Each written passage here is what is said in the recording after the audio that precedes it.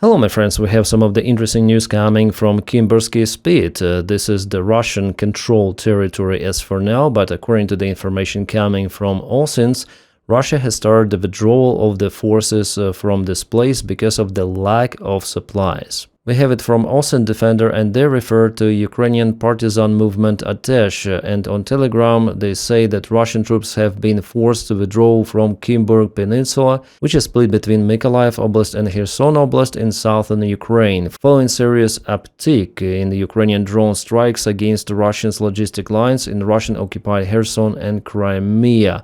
Well, for now, I would take this information with a little bit grain of salt because just one source has reported about it and I'm still waiting for the confirmation from the other channels. But what is understandable by 100% that Russia definitely is in a big trouble with logistics and Ukrainian drones are hurting Russian supply lines a lot.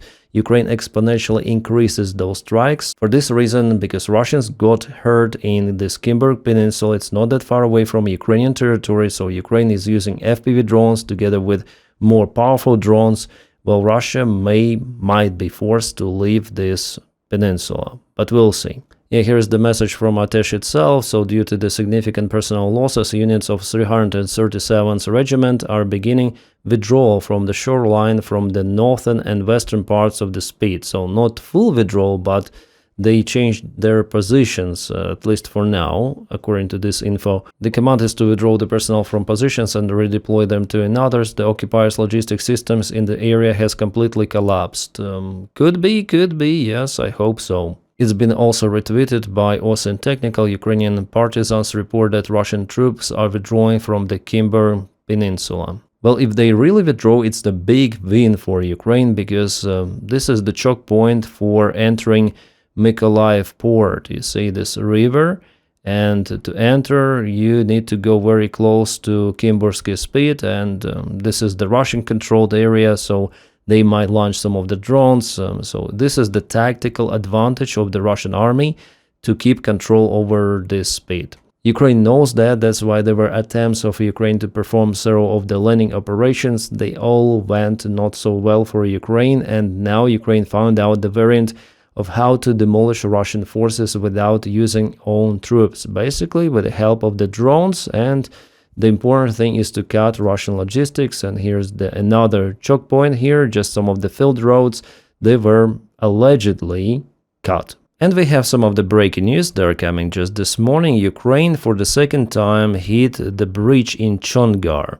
It was damaged. So we have even the official report from the occupation administration. Vladimir Saldo, who is the governor of so-called self-proclaimed Kherson Republic, he says that once again in Chongar the bridge was damaged after the night attack of Ukrainian drones. The movement across the bridge is cancelled. There are our services at the place. Reminds me the situation with Kherson, really. I'm asking our drivers to take alternate routes via Armyansk and Perikop. Well, thank you for telling us the direction and for telling your drivers not to save their lives and not to operate on occupied Ukrainian territories, but to continue to move their cargo so Ukrainian drone operators would know where to aim, and it is great. So basically there are Armyansk, Chongar and Perikop. Ukraine cancels Chongar, so two left. Armyansk, there is the small bridge, but yeah, maybe Ukraine will cancel this one as well.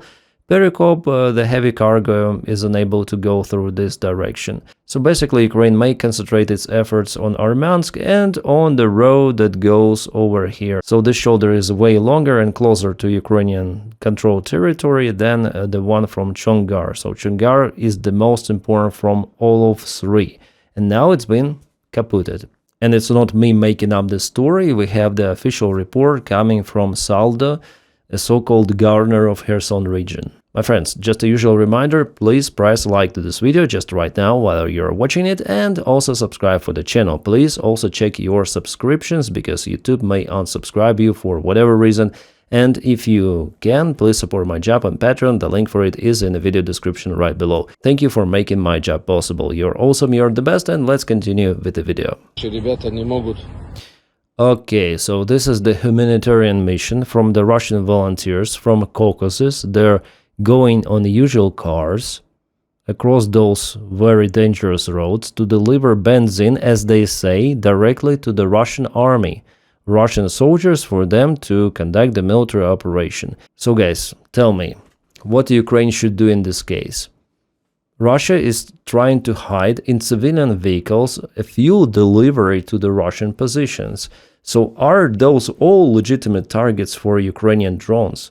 Should the Ukrainian drone operators hit all of the vehicles because they might carry fuel? And those Russian volunteers, they're just stupid showing that, really. They put under the fire all of the civilian traffic, all of them. And I'm sure that Russians will move into this direction. They'll try to mask everything of how they deliver fuel using civilian cars. This is outstanding. This is crazy. I think it should be equal to the war crime, really. They create the threat for their own citizens and for the citizens on occupied territories. So if Ukraine starts to kaput all of the vehicles on the main road from Rostov-on-Don, Taganrog, Mariupol, Melitopol, and finally Crimea, you know why. Alright, now let's go to the frontline updates. Those are the Russian maps, and they state that Ukraine went on continuous counteroffensive operation in Dnipropetrovsk direction. A new direction of Ukrainian counterattack is in Bratska, so this is the zoomed-in image, and also Ukraine has several of the attack vectors, one to Novonikolaevka, to Privolne, so small attacking groups of Ukrainian army. Also, Ukraine goes from Iskara towards Podubne. Russia has a couple of the assault operations from Novoselivka and Voskresenka, but Ukraine has an advantage in Dnipropetrovsk direction, which is, I would say, awesome. In Pokrovsk and Mirnograd direction, you may also see Ukrainian counterattack towards Rodinska, and Russians confirmed that not long time ago Ukraine has expanded the gray zone in two of the directions. At the same time, Russia also counterattacks, and again from Grishina, that's the main attack vector. Well, in Konstantinivka, Russians do have the advantage. They expand the gray zone, and Ukraine, well, before there was the attack vector towards Mykolaiivka, I'm not sure about right now. Ukraine tries to send the supplies to Konstantinivka and operates with the drones. But the situation in this city becomes more difficult for Ukraine nowadays. Alright guys, we have a new compilation from Ukrainian Code 9.2, that's the drone unit of Ukrainian army. They show several of the videos of how they operate using drones behind the front lines, right at the front lines, mainly hitting Russian small vehicles, sometimes bigger vehicles, like for example there was an Ural truck, was Bukhanka vans, and most of the Russian vehicles, they're equipped with electronic warfare, or Russian soldiers who look around and search for the drones, but it is not helping them. We see that most of the strikes, I'm sorry that I put my image before there, they're conducted in auto mode. So basically drone operator aims the drone to particular target, drone locks on that stuff and flies there automatically, precisely hitting the object. This is fantastic. The video is quite long, they kaputted lots and lots of the vehicles. Yeah, it is just endless operation for Ukrainian army.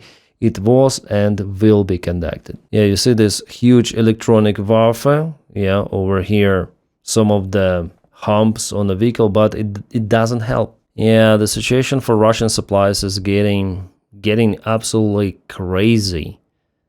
Guess it has never been like that. Never ever. Well, Russians also are trying to hit Ukrainian supplies, but they don't have tools for that. They don't have cards.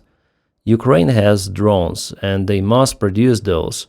I honestly didn't expect it to happen this year.